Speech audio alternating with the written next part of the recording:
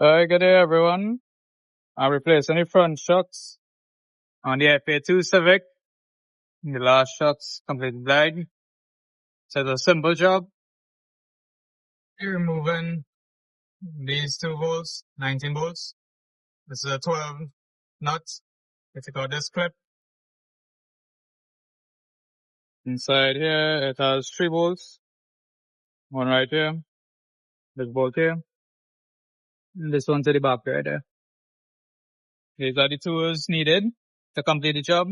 Extension bar, Harkins drive, a short extension, a 14 socket, 12 socket, 19 socket, and a 14 spanner, just in case you need flexibility.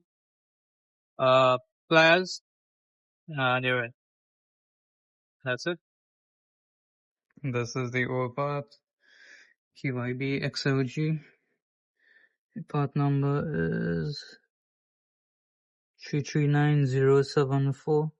And this will be for the right side.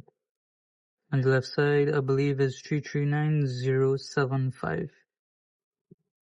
Yeah. That's what the shock mount surface look like.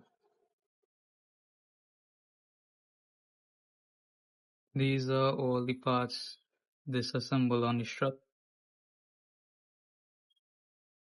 You would need this tool as well. This is a spring tool. Just for anybody who curious. It is 20mm diameter of the piston on the XOG shock.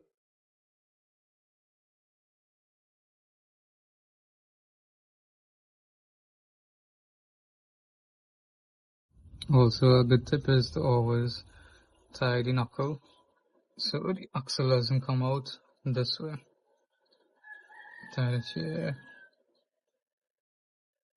So the axle, no matter how much you pull, the axle will not come out this way.